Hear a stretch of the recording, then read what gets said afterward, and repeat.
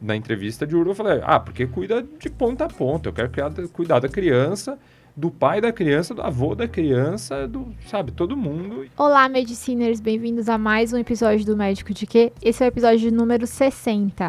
Eu sou Ana Gandolfi. Eu sou Raquel Teixeira.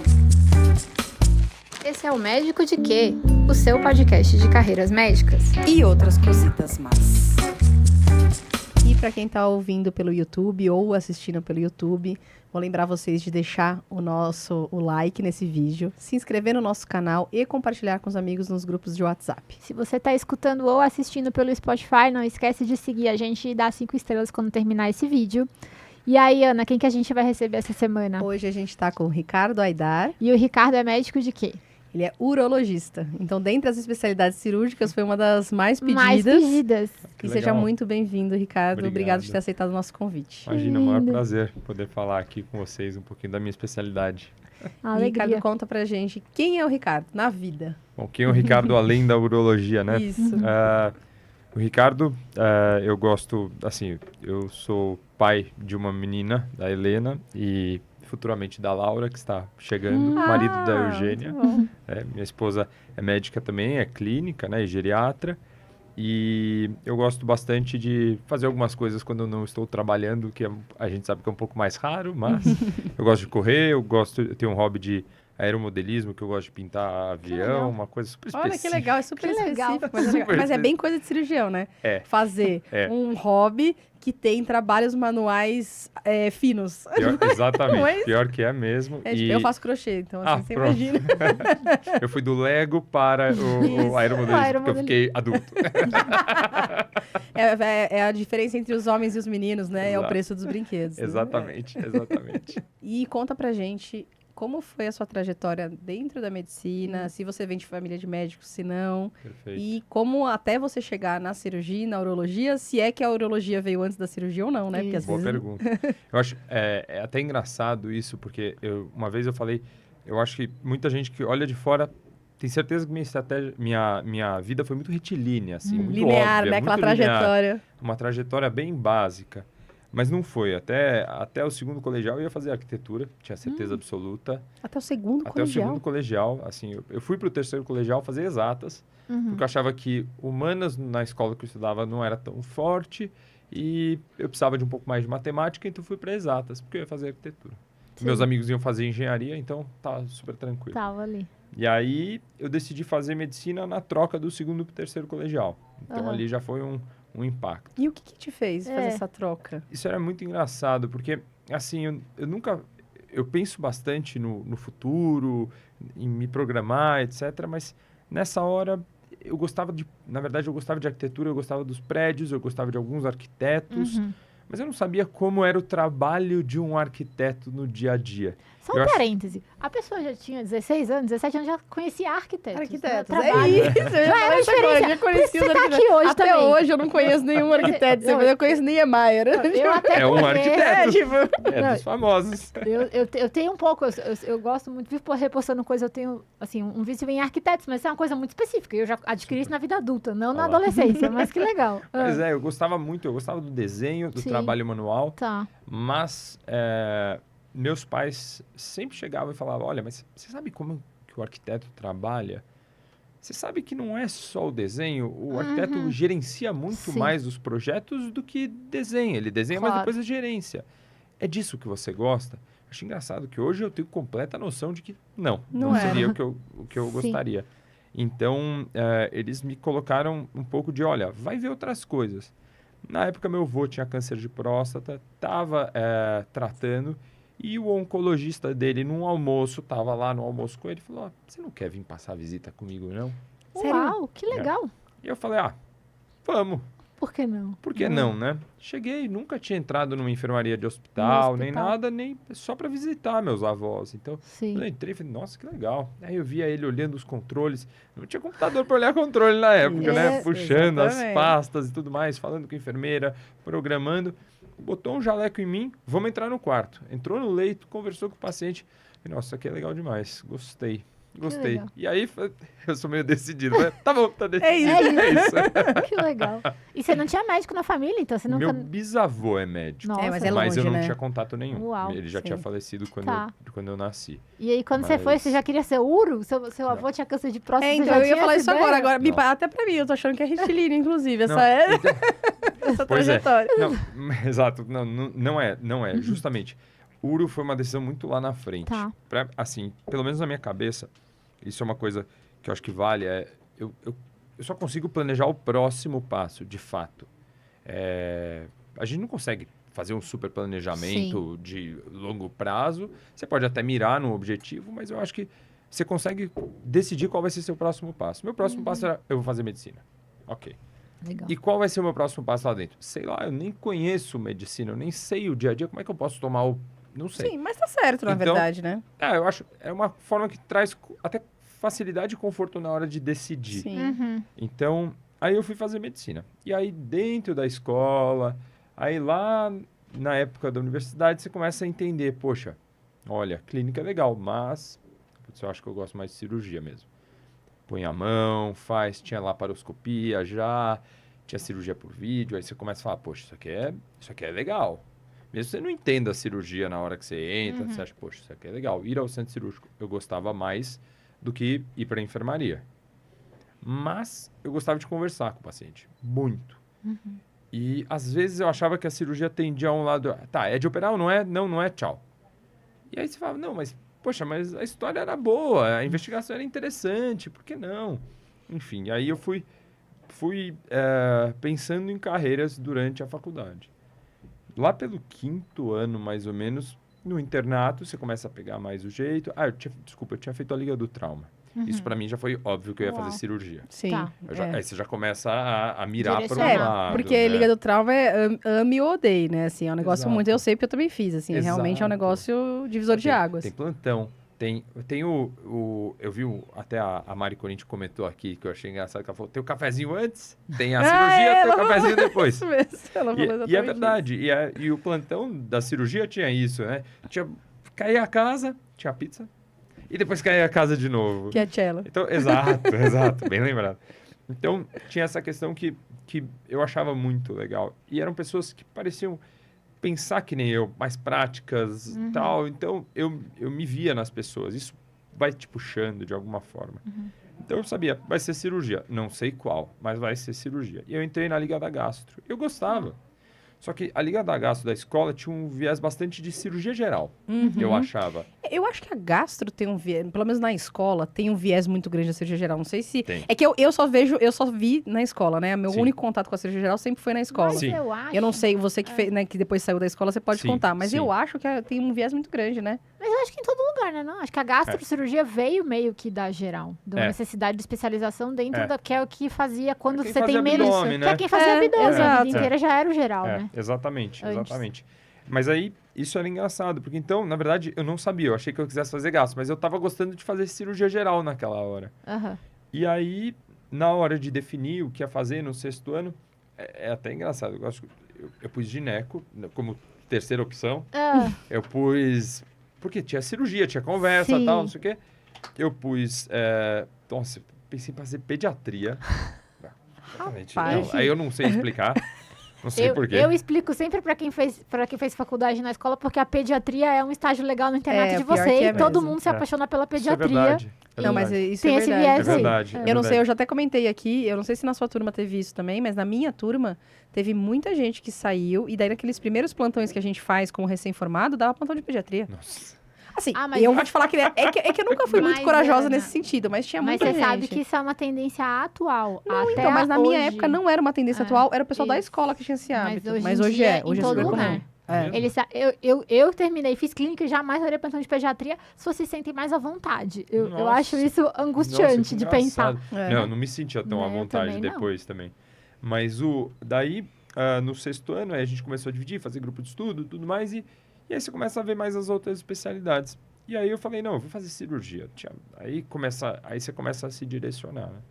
E aí foi assim que eu escolhi cirurgia, que era o próximo passo. Tá. Não sei qual Como vai você ser o falou, né? Medicina, depois cirurgia, coisa uma de cada coisa de cada próximo. Uma vez. coisa de cada vez. Só que eu tinha certeza que eu ia fazer gastro. Então, eu pulei esse processo. Eu tinha, não, vou fazer gastro, tá? Porque você acha que também tinha contato com o pessoal da gastro, né? Com os residentes Exatamente. e tudo mais. Exatamente. É um pouco isso. E acho que você começa a ser puxado também um pouco porque você tem mais contato, Claro. né? Fica mais agradável o dia a dia e tal. E aí, na hora de prestar a residência, eu estudei para as duas, né? Eu estudei tanto para a escola quanto para o HC. Eu falei, eu vou prestar as duas, porque as duas são boas. E se eu passar nas duas, eu penso que eu quero fazer de fato. Se eu passar em uma das duas, estou bem servido e segue o jogo. Muito bem. Aí eu entrei nas duas e falei, putz, aí eu tinha que decidir. E aí eu fui visitar os serviços que eu não conhecia. Claro. Né? Isso eu acho que até interessante, porque eu achava, não todo mundo, mas muita gente me falou, olha, cara, o que você está fazendo? Trocar de serviço? Que não tem aqui que tem lá? Sabe, uma coisa assim? Putz, não é isso. Eu preciso visitar. Porque, poxa, também é um serviço famoso, vou ver qual que é. E eu gostei. Eu falei, nossa, eu gostei. Conversei com umas pessoas que não eram da casa, que já tinham trocado de serviço, que achavam, que não achavam. E o pessoal super animado, assim, eu falei, pô, gostei. Vou trocar. Aí, com os meus amigos... Eu ia falar isso agora, deve ter sido uma crise. Eu conheço que na escola é sempre uma crise, e é uma crise que todo mundo ouve falar, não é? É uma bela crise. Mas é engraçado, porque no começo, você é o cara da Paulista, no HC, mas na Paulista, você não é o cara da Paulista, você é o cara que saiu. Então, você fica no limbo dos dois. Exato. Ai, gente, que bobagem. Exato. Que bobagem. Para você, talvez seja óbvio. Claro. Você já trocou. Exato. Mas uma coisa que eu achei muito interessante é que eu tinha contato com pessoas de todos os cantos, ok? Mas que principalmente que eram... Mesmo a casa era outra visão. E, poxa, eu conseguia pegar um pouco de um, pegar um pouco do outro. Poxa, tinham coisas na escola que, assim, me fascinaram na graduação e continuam me fascinando. Então, poxa, que legal que eu pude trazer isso.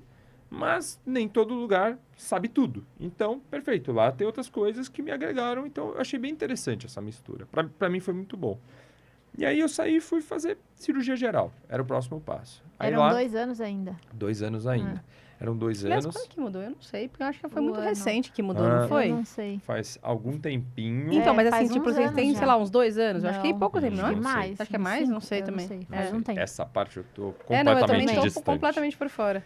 E aí, a gente, lá na cirurgia geral, se dividia em 12 panelas, que eles chamam, né? 12 grupos de 4 residentes.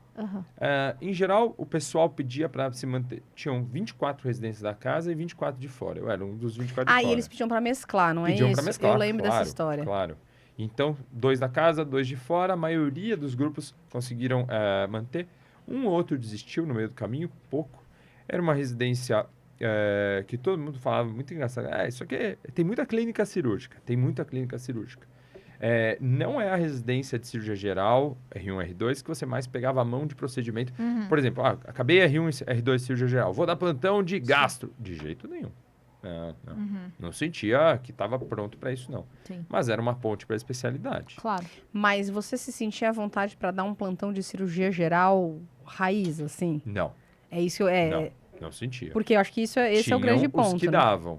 Mas eu sentia que... Não, mas sempre tem os corajosos, né? Ok, perfeito. Até aí. Mas não é a média. Sempre tem Isso. os corajosos. Tem, mas não era a média. Em geral, a gente... Assim, eu não me sentia, não. E do meio do R2 até o fim, foi foco na prova pro Perfeito, R3, para passar na especialidade. E agora, no R1, no começo eu já falei, acho que gastro não é muito minha praia. Mas por quê? Foi um dos primeiros estágios que você passou ou não? Porque era cirurgia geral.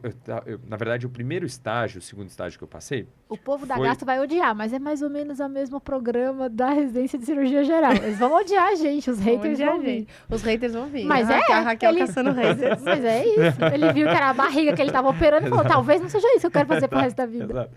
Não, mas uma coisa que... um dos estágios era num hospital secundário, no Vila Alpina e no Sapopemba, e onde a enfermaria toda era nossa, não tinha nenhum R... Tinha um R+, mas o cara só ia operar e ir embora, e aí ficava tudo conosco. E aí, quando são aquelas enfermarias com 20 pacientes para um médico residente que tem que evoluir todo mundo, passar, fazer o ambulatório, fazer as pequenas cirurgias e entrar nas grandes. Nossa, que caos. Não, eu sou bem prático, mas, gente, impossível. Eu não entrei em uma cirurgia. Eu ficava lá tentando resolver. Não consigo entrar com um dedo, falar que tá tudo bem, tá vazando coisa na ferida operatória e sair. Não dá. Não, tem que ser direito. Né? E aí você começa a entrar num conflito. Cara, isso aqui não é muito minha praia, tal, enfim. E aí, passando nos outros estágios, no meio pro final na minha grade R1, era um mês na URO.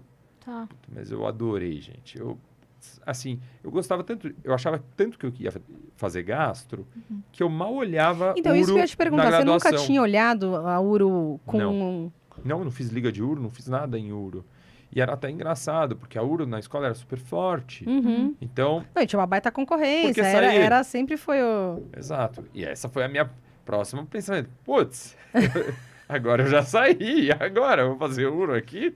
Bom, vamos, né? E agora já foi, vamos lá. Então, eu pensei, assim, plástico eu tinha certeza que eu não ia fazer. Isso é uma coisa que a gente estava até conversando por que escolher uma área ou outra. E isso na URO me encantava muito, que eu achava o gastro, para mim, para o Ricardo, eu achava muito procedimentista, ou seja, ele não acompanhava o paciente. Ele operava, ficava bom, eu volto pro... Tirou a vesícula, tá tudo bem? O que mais fazer lá? Então, alta, ok. E nunca foi seu perfil, você falou lá no começo que você sempre gostou da parte de conversar, da história clínica. Putz, o consultório eu adoro. E aí, o segundo ponto aí você pega o vascular. Putz, vascular eu adorava, mas a artéria. Putz, como sempre, quem é não muito gosta? Cirurgião gosta da artéria. Nossa, é linda, cirurgia linda, maravilhosa, tal, não sei o quê. Perfeito. Quantas artérias você vai fazer por mês? Não, ninguém sobrevive de fazer arterial, a não ser o papa do arterial vai, né? Mas, que assim, fez muita veia para virar o papa do arterial. Não dá. Não, e ainda assim, ele vai ser o primeiro que vai ser uma referência para sei lá quantos mil outros. E a outra coisa é que, assim, qual que é a chance de efetivamente você conseguir galgar isso se já tem outras pessoas muito, né? Tem toda essa questão, né? E se você não atinge aquele ponto exato que você planejou, você vai ser sempre frustrado. Sim. Fora que eu acho que a vida de quem faz arterial também deve ser puxada, né?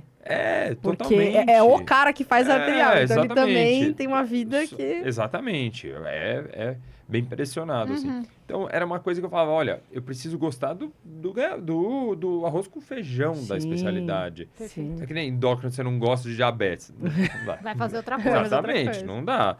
Você não gosta de cefaleia, não gosta de dor da coluna, não dá. Né? De hematoma, não dá. Então, aí eu falei, olha, vascular, cabeça e pescoço, sem chance, não era meu estilo. E URO fazia assim, nossa, URO juntava tudo que eu gostava, porque eu acompanhava criança, adulto, idoso, clínico, cirúrgico e cirurgia endoscópica, laparoscópica, e aí, quando eu estava terminando a graduação, começando a residência, cirurgia robótica. Aí, gente, putz, pronto, achei meu lugar. Tanto que na entrevista de URO, tinha a pergunta, e aí, Ricardo, por que URO? Aí na entrevista de URO, eu falei, porque cuida de ponta a ponta, eu quero cuidar da criança, do pai da criança, do avô da criança, todo mundo, e tem um papel um pouco do URO de consultório, né? De ser quase o que o gineco faz com a mulher. É o médico do homem, quase, né?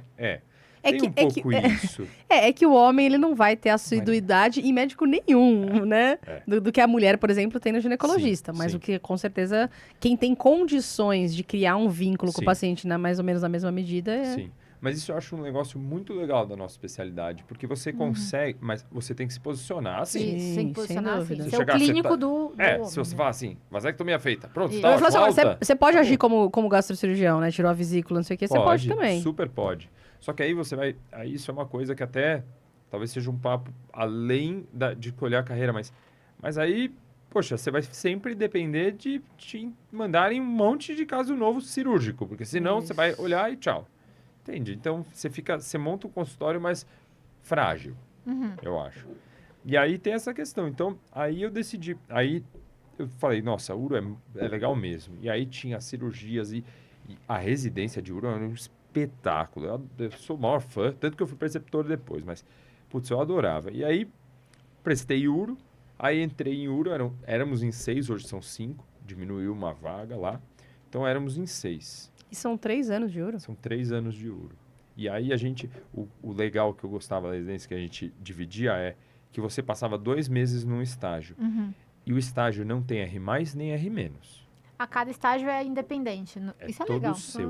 Isso é bom. Você é horizontal sempre. Você aprofunda bastante naqueles 2 meses, né? Exatamente. E você é o médico daquelas pessoas. Isso. É isso que eu acho que é o que mais falta quando você monta uma residência. Você tem tanta burocracia, né? Tantas engrenagens que a gente precisa ajustar, que a gente acaba chamando um R1 ou R- para colocar o maior problema. O R+ chega para operar, porque é o filé mignon da coisa. Só que aí acho que você pode perder a horizontalidade do cuidado. É interessante você falar isso, até porque essa visão acho que você tem também porque você foi preceptor, né, e tudo mais, você fez a preceptoria. Sim.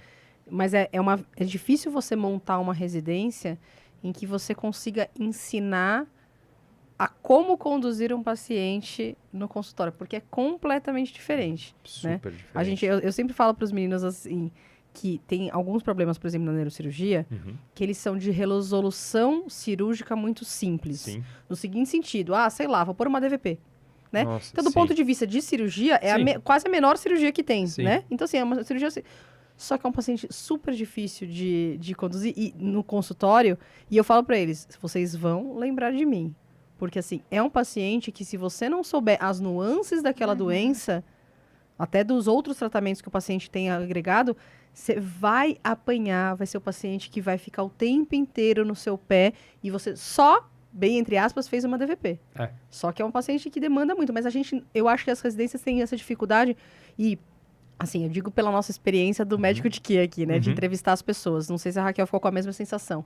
Eu tenho a impressão que as especialidades cirúrgicas, elas perdem mais essa capacidade de dar essa visão mais horizontal. Porque as clínicas ainda fazem, às vezes, um ambulatório de residente, né? E as cirúrgicas, como a gente acaba focando muito em ensinar os procedimentos, a gente se perde um pouco, né? Às vezes, acho que o foco fica no número de cirurgias, no quanto que você vai aprender aquela técnica e menos no caso em si. Como você falou, aquela história do passar a história, ninguém quis muito ouvir o que estava acontecendo, e vamos operar ou não vai de operar ou não é. Exatamente.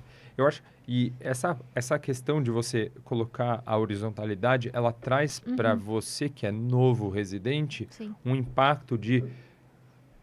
por exemplo, eu não vou indicar essa cirurgia só porque eu quero fazer esse procedimento. Eu vou, mas eu vou ter que cuidar disso aqui e eu não tenho para quem deixar, porque são 2 meses. Eu vou ter que ser responsável por todos. Então, desde o caso que está complexo no ambulatório, que eu preciso levar para discussão, desde o caso que eu operei, que complicou, porque só um tipo de médico não tem complicação, é o que não opera, ou que não faz nenhum tratamento. Esse não tem. Isso, é só que não tem nenhuma intervenção. Nenhuma intervenção, nenhuma complicação. Perfeito. Então, é como você maneja isso, entendeu? Porque vai acontecer, como você está. E uma coisa que era muito legal era, mandei o paciente para o PS, porque não é o grupo do PS que toca, é você. Sim. Ele é é do grupo da próstata, é do grupo da bexiga neurogênica, é do grupo da laparoscopia, é do que for. Você vai lá e você vê, você discute o caso e vocês operam. O cara do PS do PS da URO, que tem porta, ele vai receber, ele vai arredondar sob sua orientação e outra. Ele vai ver os casos que chegam espontâneos para ele. O resto é seu. Então, essa responsabilidade já te consegue... Isso acho que começa a construir até uma postura para depois você não sair tão... Porque eu acho que muitas vezes o cirurgião sai meio tipo... meu chefe. O cara tem uma mão do cão, opera bem pra caramba. Mesmo o residente, mas... Não tem a postura de ser o dono do paciente, sabe? Sim. Isso ninguém mais vai te ensinar. Você vai ficar com receio de ter, né? Então, acho que uma coisa que eu adorava. Isso eu só achava que era muito legal de fazer. Brilhante. Era bem legal. Não, isso é muito legal mesmo. Você falou, eu lembrei, né?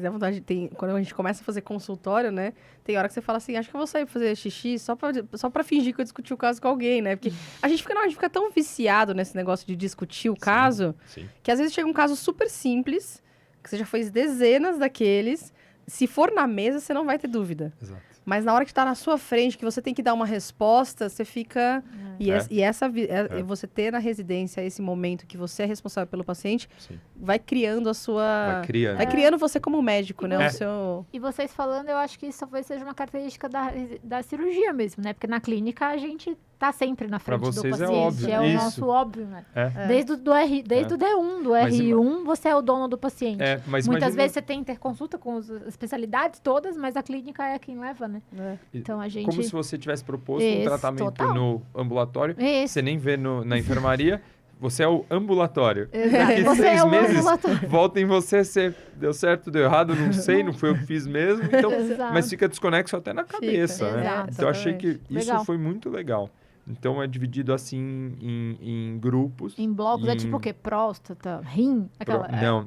Quais são os grupos? Quais são os grupos? Então, por exemplo, no R3 a gente tinha um grupo de ISTs, que a gente ia num posto de saúde atender. Uretrite? Oi? Atender uretrite? Uretrite, sífilis, tudo assim. Você via de tudo. Era muito legal, porque era um mês que você ficava com dermato. Que legal. Com vários residentes de dermato, de infecto e você. Que massa. Claro, que legal. Não, só pega pronto-socorro. Pronto-socorro terciário. Quando chega a primeira uretrite? Nunca. Não vai pegar. Exato. Uma sífilis primária. Nunca. Jamais. Pô, mas que legal. Era muito legal. Ele fazia as lâminas lá, então dava uma bela noção. Fazia, poxa, HPV é uma coisa que a gente vê no consultório pra caramba. Verdade. Onde via? Via lá, não via no terciário. Aí, depois a gente tinha um estágio de pronto-socorro, que aí eram 2 meses nesse caso, avaliação de vários hospitais secundários que mandavam. Então, mas esse pronto-socorro, você falou, eu fiquei na dúvida, existe um pronto-socorro de uro? Tem, sim. Antigamente, a gente tinha... agora eu vou te dizer que eu acho que ainda tem, porque faz um tempo que eu não desço lá no pronto-socorro, mas tinha uma sala do PS Uro. Então, no começo, quando eu entrei no R1, abri a ficha direto para Uro. Quando eu estava no R3, já começou a abrir ficha sempre para geral. Geral triava, se fosse Uro, chamava a gente. E a gente tem Mas você fica fisicamente lá? Fisicamente eu não sabia disso. E tem um ambulatório para essas... Porque senão você manda no grupo, vou inscrever no grupo da próstata. Putz, o cara tá sangrando, tá em retenção, só vai ter grupo da próstata na semana que vem. Sim. Como é que lida? Sabe? Pielonefrite, paciente grave. O agudo mesmo. Pra ver o doente na urgência mesmo. Que faz todo sentido, né? Sim. Exato. Então isso era bem legal. E eram 2 meses. E esse já não tem mais o Zé, que era nosso chefe na época, que faleceu já. Mas ele era um chefe horizontal. Ele ia todo dia passar a visita, ver os casos. E era a gente. Era ele e o R3. Só. E aí tinha sempre um plantonista assistente que vinha operar quando você indicava a cirurgia. E sexta-feira à tarde sexta-feira de manhã, a gente tinha a sala do PS, que era nossa, pra gente dar uma desafogada. Sim, claro, que ficou PS, represado e tudo mais. Enfim. E aí tinha do R3, aí tinha adrenal. Isso tem mudado, mas a gente operava adrenal no R3 laparoscópico. Arrasou. Mas era um pouco... É o cromocitoma. Porque é uma cirurgia tensa. Tensa. A cirurgia que chama o endócrino, chama o clínico para ajudar aqui, né? Que é com a gente. Exato. Mas era mais o fel, que era o mais tenso. Mas Cushing também é um doente que dá decência, que é um doente difícil. Sim. Esses doentes internavam na endócrina. Então era bem interessante. Acho que em quase todo serviço é assim, normalmente. Legal. Não só lá na escola, em Fortaleza, onde eu tô, interna na endócrino. A gente vai que nem as nossas hipófises, né? Isso. Também. Perfeito. Lógico. Faz muito mais sentido. E que só fazendo parênteses, que eu já falei isso aqui, mas nos Estados Unidos existe uma especialidade de cirurgia endócrina, que opera hipófise, tireoide. Nossa, eu já ouvi isso. Adrenal, que aí tem o cirurgião do endocrinologista. Basicamente. Que, tipo, mas que é uma coisa muito esquisita. Mas a cabeça e o pescoço... Não, que é uma coisa muito esquisita, porque o cara opera a barriga, opera a hipófise e opera a tireoide, é uma coisa meio um pouco esquisita. Talvez numa época mais antiga, não sei se hoje ainda... Porque hoje, por exemplo, abdominal é totalmente diferente de fazer uma tireoide. E hipófise é o neurocirurgião, mas eu digo assim, existe esse estágio de cirurgia endócrina. Interessante, legal, né? Interessante, não sabia. E aí tinha então tinha o adrenal, tinha o PS, tinha IST, tinha agora uretra. Então, aí só operava uretra, estenose de uretra, basicamente, as reconstruções. E o outro estágio que eu estou esquecendo do R3... Tem onco, alguma coisa assim, não? não? Tem. O ICESP, a gente ia para o ICESP, que é quando foi construído o ICESP, toda a oncologia foi para o ICESP. Tá. Menos infantil. Infantil é num outro hospital, no Itaci. Sim. Então, a gente ia para o ICESP e aí você ficava 2 meses... Você é o interconsultor, o cirurgião do ICESP. No ICESP tem R5 e R3. Porque não dá conta, porque é muito mais volume. Mas daí lá no ICESP, só fazendo um parênteses, claro. Lá no ICESP, como vocês ficam, você falou da interconsultor, vocês resolvem inclusive as coisas benignas, urológicas, é isso que eu queria saber, entendeu? Ótima pergunta. Porque vai ter, inteiro. Sim, vai ter uma retenção, vai ter o neurocirurgião foi operar, não conseguiu passar a sonda, não é essa isso? pessoa, sim. Se vocês eram para fazer tudo. No Tudo. paciente oncológico, Isso. mas não necessariamente a doença Primária, urológica, né? era... Não necessariamente o uruon. Não necessariamente o uruon. Interessante, tá. Isso. E aí, ali era extremamente pesado. Porque deve ter muita coisa, porque eu tô falando porque eu sei, hospital normalmente com uma demanda oncológica grande, até por causa de radioterapia, grave, não sei o quê. Tem, chama o vascular para fazer os acessos, não sei o quê, e o uro o tempo inteiro, né? Sim. A gente tinha uma lista de interconsulta que puxava pelo TASI, tinha 10, 12 interconsultas, mais passar na enfermaria, mais entrar nas cirurgias, que a prostata era nossa, a prostata aberta.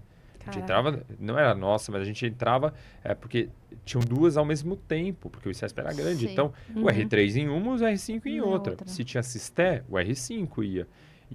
E a visita era os 2 R5 com o R3. Legal. Então era bem legal, a gente passava em todos os leitos, isso era bem estruturado, era bem legal. Aí no R4 tinha laparoscopia, que aí basicamente fazia peloplastia para estenose de Jupe, bem legal, colocava Tenkoff para os nefros fazerem peritoneal, tinha próstata, HPB, né? Aí só hiperplasia, tinha bexiga neurogênica, andrologia e medicina sexual, porque é um terciário, mas também tem que aprender a dar Cialis, Viagra, tem que... não, com certeza, porque de novo, senão você não vai chegar no seu consultório, você não vai saber resolver. Exatamente, exatamente. E aí um estágio externo, 2 meses fora. Tá. E na época era custeado pela urologia mesmo, tinha uma bolsa... Poxa, que legal. Passagem e uma bolsa, porque tinha uns doadores da enfermaria e tal, e na época era o professor Miguel Cirurgi, que era o titular, e ele tinha alguns pacientes que doavam para que os residentes pudessem ir. Então era super legal, assim, a gente foi... Eu acabei indo para Baltimore, né, para Johns Hopkins e para Nova York para seguir 2 serviços lá. E aí no R5, transplante, desculpa, no R4 também fertilidade, aí no R5, transplante, que a gente fazia, não tem o movimento do Hospital do Rim, nem perto, mas era o R5 que fazia, isso era muito legal. E aí o ICESP, 4 meses no ICESP, 4 no transplante e cirurgia infantil. Tá. Aí que passa junto o R3 e o R5 também, as cirurgias menores. E daí esses 4 meses são corridos no mesmo estágio? São. Tá, legal. Do ICESP eram 4 meses, era infantil, transplante, tô me esquecendo de algum... e litíase, que eu não falei no R4 e no R5. Tinha que ter litíase, é verdade. Os duplos J, às vezes eu tenho. Mais comum, né? Exatamente. Mas assim, a gente esquece sempre disso, né? Porque a gente fica focado exatamente. Sim. Mas era... Então a gente se dividia assim e aí em pouquíssimos estádios tinham 2 residentes. Então, como, por exemplo, litíase tinha o R5 e o R3.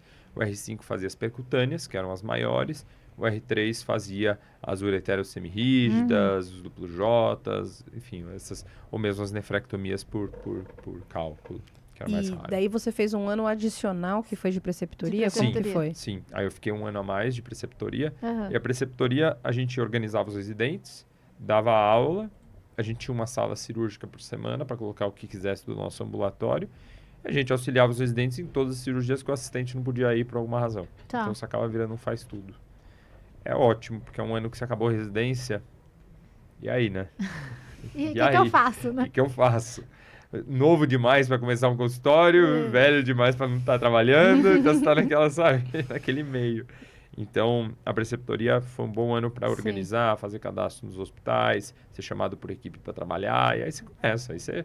É o próximo passo, só consegue definir o próximo, aí você vai indo. E onde que você está hoje? O que você está fazendo? Consultório? Está operando? Conta aí, pessoal, o que você faz hoje em dia. Então, hoje, o que eu faço? Quando eu saí, eu comecei a trabalhar em alguns serviços que me chamaram. Então, um era um serviço de convênio, ia lá, operava o dia inteiro, via 40 pacientes no dia, aquela loucura. Mas era ambulatório de convênio? Eram os dois. Era ambulatório de convênio e procedimento. E cirurgias um dia no centro cirúrgico. Mas daí como funcionava? Você, do seu ambulatório, você marcava cirurgias ou tinha um outro médico que tinha passado antes que agendava, entendeu? Eu tô falando que isso tem acontecido com uma certa frequência. Quem indica não é quem opera, né? Que é algo que me incomoda tremendamente, mas tem acontecido. Por isso que eu tô perguntando. É bem ruim, né? Bem ruim. Isso é bem ruim, porque quebra toda essa questão. E não é você que vê no pós. Não é, isso aí. Aí começa a ficar... O 1 vê, o paciente indica. O 2 opera, o 3 vê o primeiro pós-operatório, o 4 dá alta e o 5º vai acompanhar no ambulatório, qualquer coisa. Pra mim é a morte do pensamento clínico pra mim também. Cirúrgico. Eu quero morrer com isso, mas... E eu acho que é quando as famílias e os pacientes começam a ficar mais frágeis, eu digo, da forma... O nosso... A relação fragiliza demais. Ah, não, mas com certeza. Ela não existe. Porque ela não tem um médico, na verdade. É justamente isso. E aí, nesse caso, era médio, porque tinha preferência para marcar no dia que a gente operava. Então, em geral, nós éramos em 3 no centro cirúrgico, fazia as cirurgias desses 3 que nós indicamos, uma outra de outros, mas ali era até bom o serviço, porque era um grupo coeso, porque eram todos esses residentes. Ah, entendi. Então vocês conversavam quase, né? Era tudo da mesma forma. Todo mundo trabalhava mais ou menos igual, então tinha uma coerência. De clones. Isso, tinha uma coerência das condutas, né? Exato. Se conversava. Todo mundo super parecido, isso era bem fácil. Isso é legal. Mas não gostava muito, não era muito o estilo que eu queria. Você ficava 5 minutos com o paciente para conversar e você ia operar, sabe? Já não... E aí eu comecei a trabalhar em 2 equipes. E aí você começa a dar uma segurada nas coisas. Isso aqui faz sentido. No começo, todo mundo que chama pra você entrar numa cirurgia, você vai, né? Você nem pergunta. Isso o Diego falou muito. No começo você fala assim pra tudo, que você tá começando, depois você vai escolher. Adora. Isso. E tem é que muito ser, legal. Tá você comemora. Me chamou, que legal. Cara. Nossa, cara, lembrou de mim. Lembrou de mim, exatamente. Claro. Valorização máxima. E como funciona? Você falou de trabalhar em equipe. Porque realmente é uma curiosidade que eu tenho, tá? Porque cada especialidade cirúrgica tem um modelo de como é a atuação das equipes em hospitais privados. Como funciona a URO? É regime de sobreaviso? É regime de... Fica alguém lá fisicamente e fica, sei lá, o segundo cara à distância se precisar operar? Como funciona? Não, é sobreaviso. É sobreaviso, 100%, né? Não tem porta. E assim... A nossa maior urgência seria uma torção testicular. Que aí você tem que chegar logo, mas você tem um tempo para chegar. E cálculo você tem que medicar logo, porque está doendo. A partir da hora que passa a dor, você consegue manejar o horário, né? Indicar a cirurgia, às vezes até esperar o jejum. Se não tiver com infecção nem nada, ok. Então, a gente não precisa estar em loco. Perfeito. Esse é o primeiro ponto. E é muito comum trabalhar em equipes. Eu trabalhei em equipes por bom tempo. E hoje eu trabalho um pouquinho com uma equipe, mas em alguns tipos de cirurgias que eles acabam me chamando. Você já não faz mais aquela parte da porta, de ver o paciente da porta. Eles te chamam em alguns momentos específicos, dependendo da cirurgia. Isso. Passar visita para a equipe e tudo mais, isso eu já não faço. Começou a conflitar um pouco com o jeito que eu estava organizando minha vida de trabalho também. E aí, então, eu passei a trabalhar com uma equipe, eu saí daquele serviço de convênio e tal.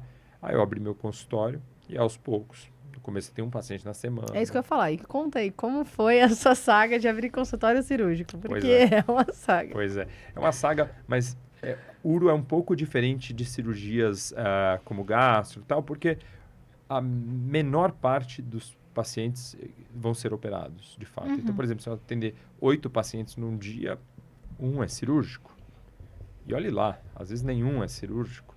Um vai ser cirúrgico daqui a alguns anos, mas não agora. Então tem muito isso, sabe? Atendo criança que tem fimose, mas está muito pequenininho, vai crescer ainda, vai melhorar. Atendo o adulto com hiperplasia prostática benigna que ainda não desenvolveu tanto, nem é a hora do remédio ainda. Então isso que a gente... então você tem esse paciente que volta muito, né? Então eu comecei... Um colega mais velho me ofereceu, né, para abrir o consultório, para usar a sala dele, na verdade. E aí eu aceitei, era alguém que era muito próximo, e eu comecei a atender lá. Então, marcava lá, falava sempre, você tem consultório? Você conseguiria atender o meu primo? Sabe, uma coisa assim. No começo você levava um livro para ler, porque Sim, exatamente. Não, chegava uma hora antes do cara e ia embora meia hora depois dele, porque para ele não estiver saindo do consultório. Exatamente. Pega mal. Hoje, se eu sair junto com o paciente, nem ligo mais. Nem ligo mais, exatamente. Mas, sim, no começo. Exatamente, você fica super... né? E aí, uma coisa... aí, enfim, programava dessa forma e atendendo, mas sempre de olho em como ele fazia. Porque eu achava que era uma pessoa que fazia consultório. Eu acho ainda que é um cara que faz consultório muito bem. Muito bem. E sempre eu discutia com ele, não a parte clínica. A parte clínica, em geral, eu discuto com meus colegas do mesmo ano e tal. Mas às vezes, putz, o que você faria nesse caso? Eu tô com uma situação, o que você faria assim? Putz, esse paciente atrasou 3 vezes, putz, esse cara cancelou 2 vezes, o que eu faço? Assim, sabe umas coisas? Poxa, você emite nota, não emite? E aí você vai... E ninguém tem a resposta completa até hoje, claro. Mas você vai incorporando. Até abrir o meu com a minha esposa, porque aí a gente foi fazer, mas aí os dois já tinham visto bastante, olhado bastante, errado em algumas coisas. Tava mais seguro já para começar, seguro. Né? E já tinha uma carteira de pacientes também um pouco maior, que dava para dar esse passo também, né? Porque existe um custo de você ter o seu consultório próprio, né? Mas isso é uma coisa delicada, mas sempre vale, o que eu acho que sempre vale comentar. A primeira coisa é, se você não for pensar em medicina, for pensar no restaurante, você vai num restaurante que não tem mesa, não tem gente, não tá ninguém servindo nada, será que você... Porque eu acho que a gente, médico, sempre espera ter o primeiro paciente para ir atrás do lugar. Isso é verdade. Então, e uma coisa que isso o professor Miguel sempre falou na residência é, o seu sapato tem que ser um pontinho melhor do que você tá. Sabe? Uma coisinha assim, uma brincadeira. Mas, então, se o paciente... Se tem 2 pacientes, será que não teria 3 se o lugar fosse... Se você tivesse um dia fixo? Isso a gente não sabe responder porque a gente não vê. Mas a gente nem para pensar nisso como médico. Sim. Então, isso é uma coisa que... a gente sim tinha uma cartela de pacientes maior para poder fazer um negócio próprio, né? Perfeito. Mas para ter um lugar fixo, para falar, é ali o meu consultório, não, claro. A gente não tinha ninguém ainda. Não, sim. Isso, sabe? Eu acho que para começar e abrir, você precisa ter até organizado financeiramente, porque é um passo custoso. Super. Mas no começo é isso, é importante ter uma porta. Qual que é a sua porta? Qual é o seu telefone? O endereço é esse fixo. A pessoa vai conseguir te achar ali e naquele outro dia, sei lá, seja uma quarta-feira a cada 15 dias, ele tá lá. Exato, porque ela vai ligar. Ela vai ligar vão falar, e sabe. Doutor Ricardo, doutor ele vai estar aqui semana que vem. É aqui mesmo. Exatamente, alguém vai responder. Exato. Porque até, isso é uma coisa que eu converso até com os mais novos, porque senão vai ficar, parece que... Não, eu peço a sala de um chefe para eu atender. Você vai resolver o problema da pessoa, mas a pessoa sempre vai achar que você deu um jeito. Não, você deu um jeito e ela, por mais que ela tenha gostado do seu atendimento, ela provavelmente não vai te indicar ninguém. Porque assim, ela gostou, você foi ótimo, mas ela viu que foi na gambiarra, entendeu? Então, assim, ela não vai te indicar, porque ela vai ficar com receio. Sim. Porque você se expõe quando você indica, né? Isso acho que é uma dica importante. Eu comecei pequeno, comecei também no consultório de alguém. Era um turno por semana, num lugar simples, não tinha grande dinheiro para investir em nada. Mas quem quisesse marcar comigo, eu tô ali naquele endereço, naquele dia, e a gente vai atender. Depois você pensa assim, não, acho que agora dá para eu fazer uma coisa um pouco melhor, vou mudar o estilo, não vou mais atender convênio, vou atender só particular, mas a questão do qual que é o endereço certo, né? É bem importante. Pra você até criando... Poxa, por que não ir no outro? Exato. Né? Aí tem uma questão de... que a gente tava falando... Porque foi uma coisa interessante que a gente tava conversando lá fora. Eu até ia te perguntar isso. Porque assim, nas áreas, pelo menos cirúrgicas, né? E a gente chegou nessa conclusão que pelo menos é igual. Às vezes é complicado você atender no consultório junto com outra pessoa da mesma especialidade, sendo que ele é o dono do consultório, ele é o outro médico é dono do consultório. Por quê? A secretária dele, né? Você atende quarta-feira de manhã, entendeu? Em algum momento vai existir um estímulo perverso, a tese da secretária, por exemplo. Às vezes não é nem do médico, pode ser que seja dele, mas assim, às vezes não é. Claro. De falar assim, olha, a terceira vez que você liga atrás do doutor Ricardo, ele não pode, ele só pode de quarta-feira, mas o doutor fulano, ele atende de segunda a sexta. E ele é a mesma especialidade, você entende? Eu nunca sofri isso, assim. Na neurocirurgia isso é relativamente comum.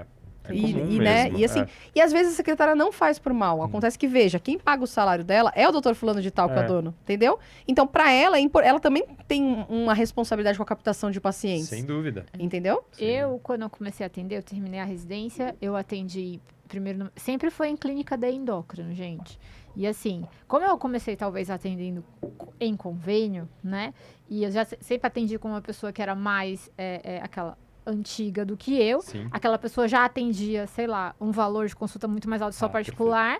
Eu nunca tive, assim, nunca tive ninguém. O chefe acha até que é a forma de você montar um negócio. Se a pessoa você vai abrir sua sala para alguém, você vai tentar ajudar a pessoa no sentido de que ela está começando. Você não vai boicotar. Eu nunca sofri isso, gente. Eu atendi 5 anos em clínica de endócrino. Sim. Quando eu fui para Fortaleza, é que eu tenho o meu lugar. E ainda assim, eu não tenho interesse de ser dona de clínica. Eu tenho zero paciência para administração. Então, eu atendo com um lugar que é um coworking, onde o meu horário é aquele. E as pessoas sabem que me encontram ali. E aí, vou dar meu jeito das pessoas acharem que é legal passar comigo mesmo assim, né? Sim.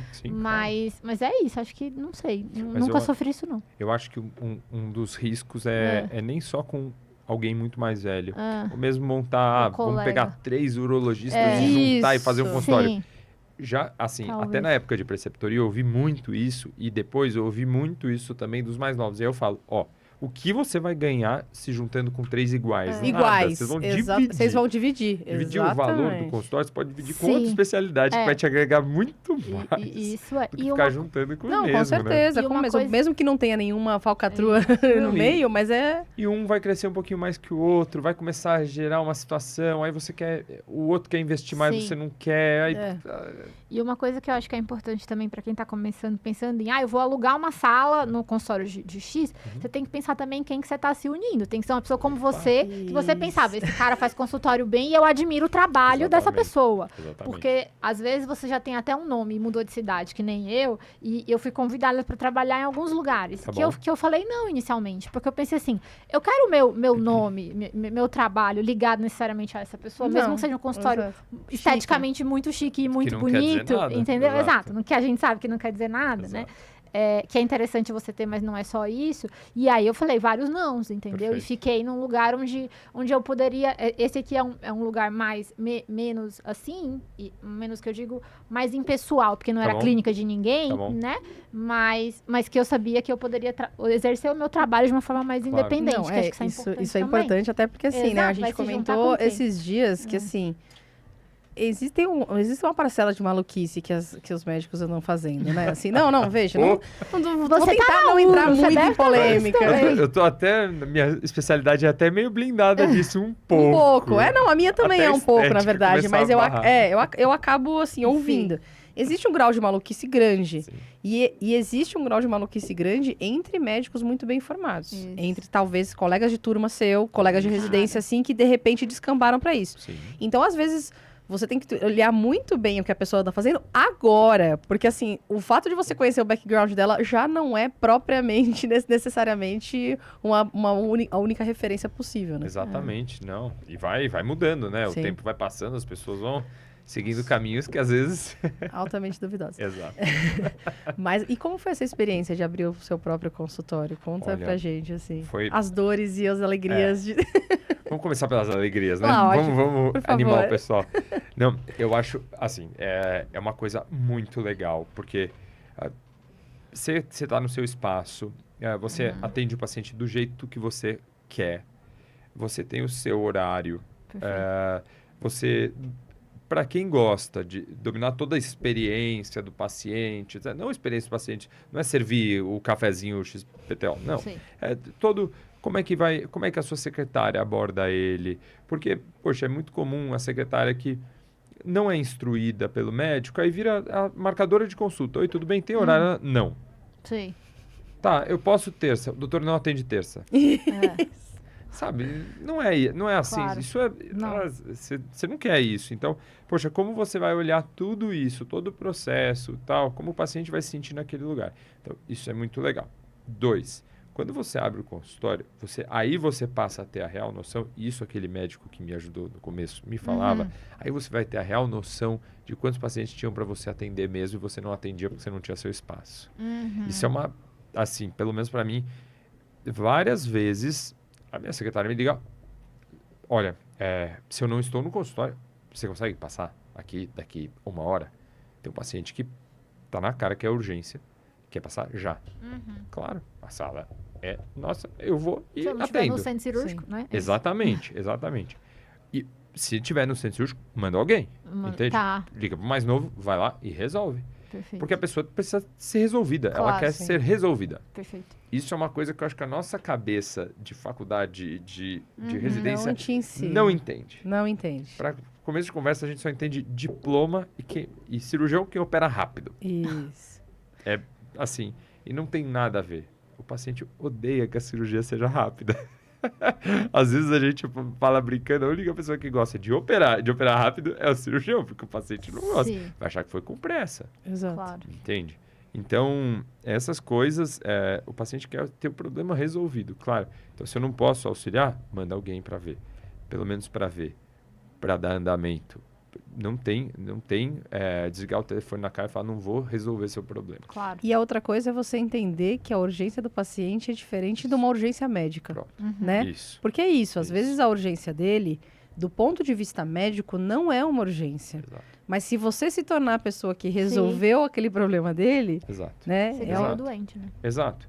E acho que até naquela ideia do que você falou da DVP. Imagina só, eu vou fazer uma cirurgia de vasectomia. Gente, é super rápido, super tranquilo e tal. Para o paciente é a única cirurgia que ele vai fazer. Para ele é o que tem. É o grande. Ele vai ser operado, ele parou de trabalhar aquele dia, Uhum. a esposa está preocupada para que você não liga que não terminou a cirurgia, tá todo mundo preocupado. E você tá, é só uma vasectomia. Não é não, é a cirurgia dele. Não, mas ontem eu operei um câncer de bexiga. O cirurgião operou o paciente, o não. paciente, exatamente. Ele só tem aquele problema, entendeu? Exatamente. Então, Perfeito. isso é uma coisa que não falam pra gente, então é uma coisa que precisa ser dita. Então, a segunda coisa que você domina essa parte, né, que eu estava falando do atendimento, resolve o problema dele, e aí te dá uma baita autoridade. Ter o seu consultório, tá no seu lugar, tal, isso é muito legal. Porque, poxa, você tem alguma autoridade de fato, você já está há uns anos fazendo aquilo, tudo mais. Talvez você não seja professor titular.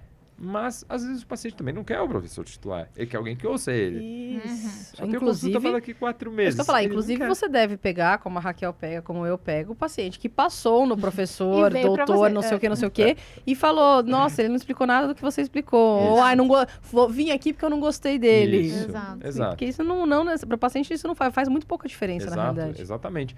E no final das contas ele quer ser ouvido também, e tem que ser ouvido, porque a gente já está numa outra geração de medicina que o paciente quer ser, ei, eu tô aqui, ele não quer ser escanteado, sabe? Exatamente. Você é a doença. Não.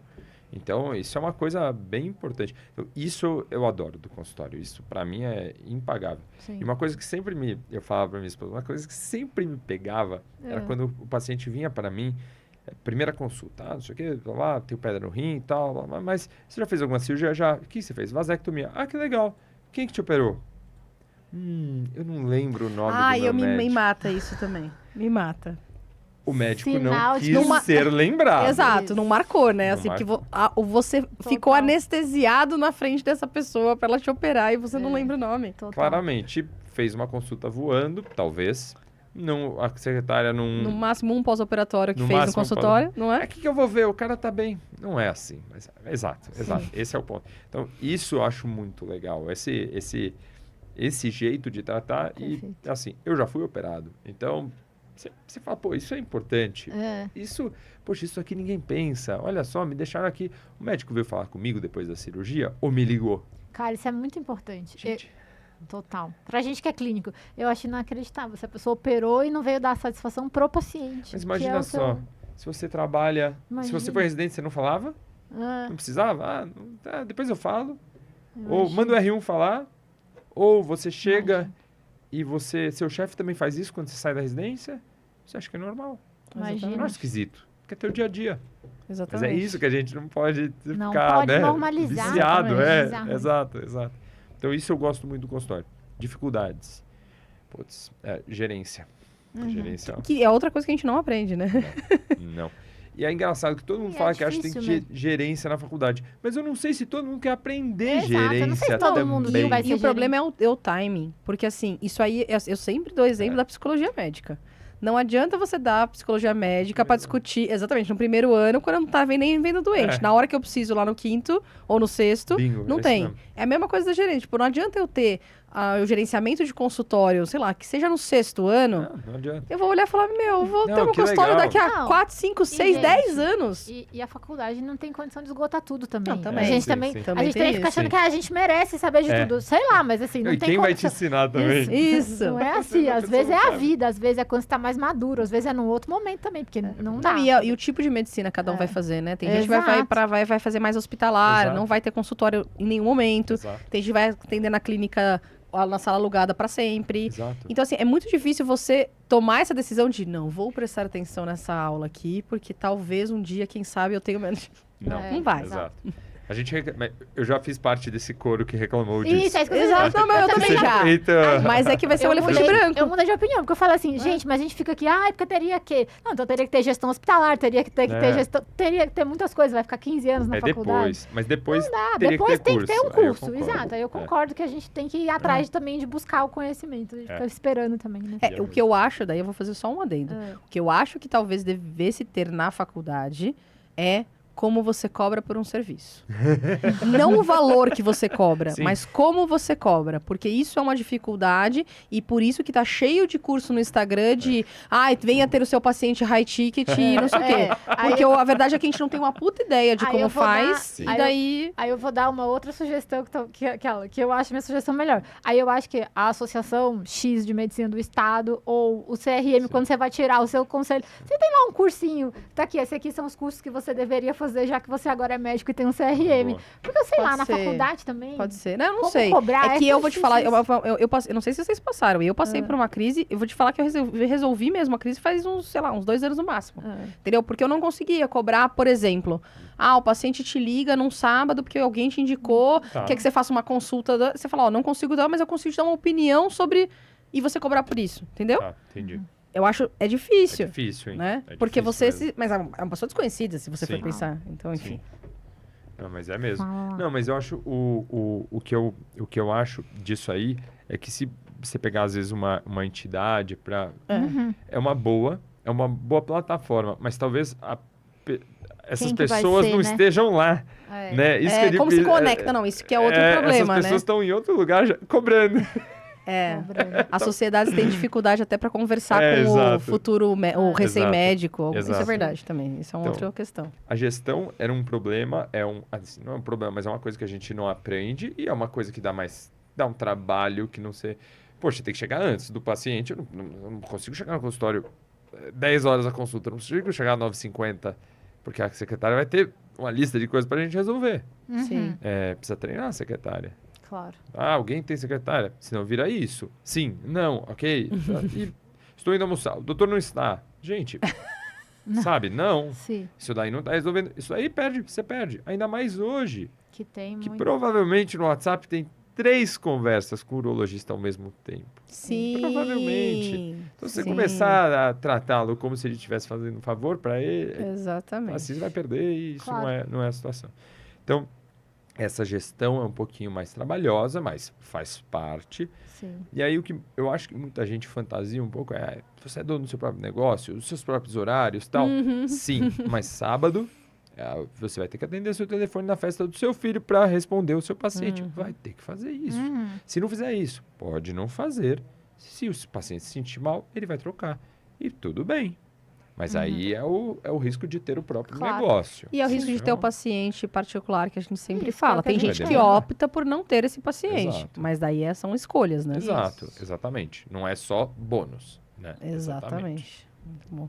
Cara, foi um prazer enorme te receber aqui. Acabando. Eu falei que passava rápido, que você não ia perceber quando acabasse. Eu falei. Não, mas foi um papo maravilhoso. A gente aprendeu muito, né? E eu vou te falar que, assim, engraçado, né? Eu conheço muito urologista, mas eu não tinha noção quando você falou esse negócio dos grupos, de como como roda a residência. É um negócio muito interessante, né? Assim, eu aprendi horrores, assim. Foi muito bom o papo. Que legal. Deixa para as pessoas aí as redes sociais, onde as pessoas te encontram. Boa. Bom, basicamente eu tenho Instagram e site, né? Mas é Dr. Ricardo Aidar.